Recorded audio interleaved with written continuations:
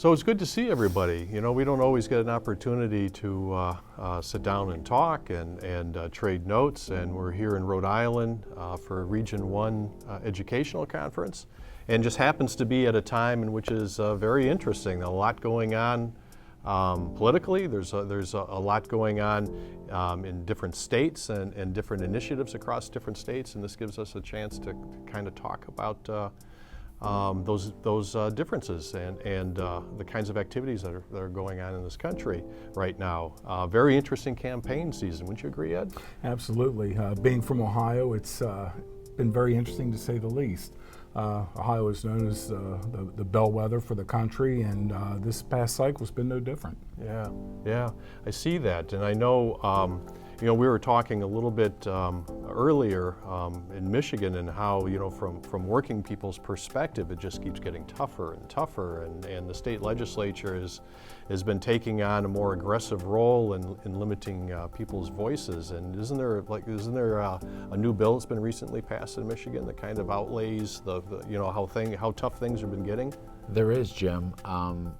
As you may know, and I'm sure I know you know, that in 2010 our governor went from a Democrat to a Republican, and our legislature became completely Republican. And since then there's been a series of bills and new laws that have affected our rights to organize, our rights to represent people, our rights to bargain, and more recently our right to, when I say our, I mean unions and the workers that we represent, our rights to have our voices heard in Lansing, in the sense that for years we had the same thing that everyone else has in this country, which is a right to negotiate a check off, where a member can say, I want part of my check to go to the union's political action committee so that they can support candidates that support me and support my family and their livelihood. And recently, Republicans in the state House and then later in the state Senate and then signed by the governor passed a law that prohibited private employers from negotiating a contract provision that would allow members to say, we want our voices heard through our union and we want that money to come directly out of our check. They left in place the ability of an employer to directly check off wages for their own PAC, and in addition they also allowed, if an employer belongs to, say, the Chamber of Commerce, employees are allowed to check off a PAC contribution for the Chamber of Commerce. It's the first time, I believe, in the country that a state legislature has interfered with private contracts between a union and an employer to prohibit PAC donations.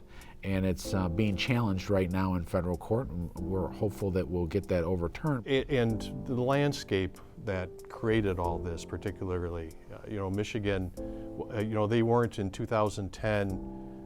We had a hard time getting members out to vote, union households out to vote. And there weren't landslide elections that resulted, right? There were a lot of, when the state legislature turned over to a more, the moneyed, catering to the moneyed and the American Legislative Exchange Council kinds of things. These were close elections. I mean, they were some districts. There was just a matter of a couple hundred votes. So there was one, I think, was like 30 different votes between the candidates and those that came in office. So it really matters, right, in relation to getting out to vote. I mean, Michigan is a good example of what can happen where working people don't show up at the polls. They feel alienated, they don't show up at the polls, and then all of a sudden their rights in the workplace really get attacked. It reminds me that elections have consequences, and that if we elect people that are not for working people, the people that need help, that need a leg up, that have to be supported, that are for rebuilding our infrastructure, all of these problems can happen in any state. I live in Arizona, but mostly spend most of my time in California. And so here's a right-to-work state where I can compare what happens there, how horrible the schools are, how poorly the teachers are paid, and the consequences of all those things, right? And then working in a state like California where the governor's a Democratic governor, all the top officers are Democrat, and the legislatures. So they spend a lot of their time working on how they're going to fix the infrastructure, how they're going to have better, how they're going to put more money to schools, how they can better the working class because they're represented. So, I know that people don't like, this candidate or that candidate, but when you look at, if there's Republicans out there that are for working class people and they're for building infrastructure, better schools, collective bargaining, then we should support them too. Sure. But until we find one, I think that the fact is it's getting harder and harder. The fact is that regardless if you don't like a Democratic candidate like either Bernie Sanders or Hillary Clinton for whatever reason, you look at those examples where it can go the other way quick. I see that it's important that we have to alert our members that elections have their consequences and that we really need to find out where these candidates are on issues like collective bargaining, like infrastructure, so we're not poisoning our people, and really, figuring out how we can bring people up. Like I think the California legislature is just going to pass a measure for $15 minimum wage, which is fantastic, right? Absolutely. And those are all real issues that impact our members. I don't think that we got to where we are today by accident. It's been a long, slow burn. But as Jim said, when you saw the turnover in Michigan, how quick that long burn became an inferno, if you will. When you look at the impact of elections and those consequences, I know that in Ohio, West Virginia, Kentucky, for example, there's this wild perception. No, I shouldn't say wild perception. It's a perception of the war on coal.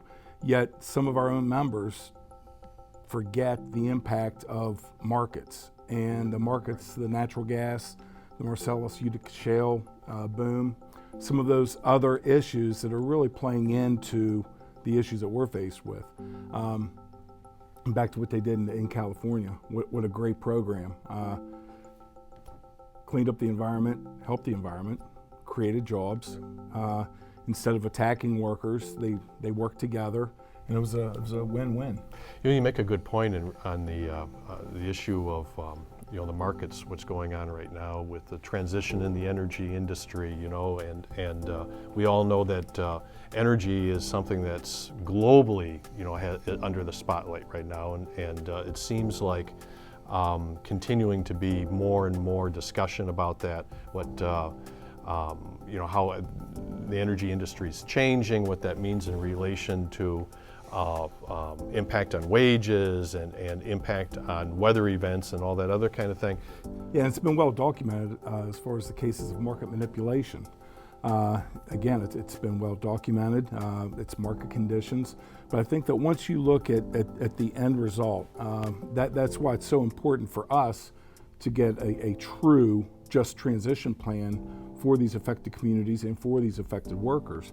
And that kind of fits into what the UWUA's motto is, right? Rebuild, reclaim, reinvest in America, and so that this country has always transitioned from one type of work process to another. The important thing is that there's an ability for those workers who are displaced by technology or changing conditions to have an opportunity, A, to be trained in a different trade or career, and then actually not only be trained, but then to have a job that is a meaningful job that pays a living wage, that has benefits, and a really great way to do that is by pushing state legislatures and the federal government and departmental agencies and utilities to invest in their own infrastructure, to put people who may be displaced from this industry but who could be a great asset to another company or to the same company doing a slightly different job, and there's assets to retrain those individuals to get there. Which makes me think about that we need to elect folks that support organized labor, because if they support organized labor, they give us the ability to be at the table in all these discussions. That's right. Because even in California, we have to be at the table. As President Langford says, if you're not at the table, you're on the menu. Right. Right. So It just doesn't happen because it's California. it doesn't right? happen because it's California. We have to use our member experts, our people that work in the field, to go to the legislature, to go to these hearings and testify on what works for workers and what keeps our customers safe. That's a great point, Jerry. I'm proud to say that the Utility Workers Union of America was one of the fiercest opponents of deregulating the generation market in Ohio and other places on the national level. And when we got into that battle, we had many of our members go to the State House and step up, and many were a little hesitant to get involved. They said, "Look, I've never done that. I've never spoken with a state senator or with a congressman." And the important thing is, and this is so critical for our members, they truly are the subject matter experts. Some of these people that we lobby or that we talk to, they don't know a turbine from a transformer. However, our brothers and sisters that know that equipment inside and out are the best experts to carry that message. You know, all of unions have been the great equalizer for working people. And people, you know, as we know, unions are nothing more than people banding together for a common cause to continue to fight and push for something and to continue to improve their standard of living. And over the past 40 years, you know, that great equalizer has been eroded because elections have consequences. We didn't get here by mistake. This has been by design. And the very real things that we're going through in Michigan and that you've been facing in Ohio, and that you have to continue to, you know, organized labor in California has to continue to make sure that they're at the table. You know, it's all tied. I can't remember, somebody, one of you guys will tell me, you know, who quoted this, but the ballot box and the bread box, that old quote, are tied together. And a lot of times our members, you know, because they've been kind of taught this, you know, over a period of time, particularly by those that want to rewrite those who have rewritten all the rules, is that, well, that's different. You know, politics is different than collective bargaining, and it's not, right? Because you can't have the kinds of elect people who are going to develop policies for the betterment of working class people. You know, and we can have real examples, and I think that's what we need to do. We need to educate our members and show them that this attack on organized labor, on working families, didn't help Kentucky. Right. It didn't help Wisconsin. Didn't help Michigan. Didn't help Michigan. That you have to be progressive and again show them examples where it didn't work and where it has to stop. And maybe that'll help in this election. And the economy is the economy, and people, if you're making $15 an hour and used to make $7, you're going to buy more bread, you're going to buy more clothes, and you're going to put that money right back in the economy, and that's important for all of us to grow. So I think we have a job ahead of us. We have to really start having these discussions openly with our members, and begin to really have discussions about the future of this country and why organized labor is an imperative component in all of us being successful. That's right, and that the organized labor is us, the workers, right? Right. It puts us at the table. Voice that puts us at the table. So how are you going to make America great again? Well, I'm going to help elect somebody who's going to make sure that they put workers and communities first, rather than billionaires and haters first. And that's the choice we have. I mean, right now we have a very conservative, heavily majority Republican House of Representatives in Washington. We have a majority in the Senate of Republicans, and we've lost those moderate Republicans who used to listen to organized labor. Those days are gone, right? And so we have a Republican-dominated legislature, And if there's a Republican nominee that wins the presidential election, there's virtually no chance of either one of those things flipping. And if that happens, then you're likely to see the attacks on working people go on a national level. That's what happened in Wisconsin. It's what happened in Michigan. It's what happened in Ohio, and it's only because of the strength of organized labor to beat some of that back. And there's no reason to think that the people who organized and wrote the laws in Wisconsin and Michigan and elsewhere will not flip those laws over to Congress and make them national. And at that point, you can protest and you can march and you can chant, and that's really important. While you're on the outside. But you are not going to be at the table, and they are going to do what they want to do. And we also have a Supreme Court that has an open seat. It's a seat that is likely to switch the direction of the Supreme Court, and it may switch the direction of the Supreme Court for decades to come. Right before Justice Scalia died, there was a decision that was likely to come out that would have made all public sector workers in the United States of America right to work, meaning that those that were represented by a public sector union could reap all of the benefits of unionization and pay zero of the cost. It's completely unique in the United States that is allowed, and it's an outrage. But through billionaire donors, they funded a lawsuit that was likely to convince 5 Supreme Court justices that free riders and freeloaders were okay when it comes to unions. And Justice Scalia died. And he would have been probably the author. He would have been likely to be the opinion. He certainly was very active in the oral argument, and the oral argument, by all accounts, went bad for workers. And he will be replaced. And right now, President Obama has nominated a very, very well-respected jurist, maybe a little bit more moderate than I would propose, but he was trying to make a deal saying, I'm going to give you somebody that you just voted on and approved, the second most important court in the country. There's no reason why this well-respected jurist shouldn't be at least giving a hearing. And who everybody in Congress admits is qualified. Absolutely. And so it's absent some kind of unforeseen event, it's unlikely that Mr. Garland will get a hearing or a vote or be placed in the Supreme Court. So the next president is likely to make that decision, and it's 5-4. It's right now it's 4-4, but it's going to be 5-4 at some point, and that justice is likely to either be on the side of workers most of the time or not on the side of workers most of the time.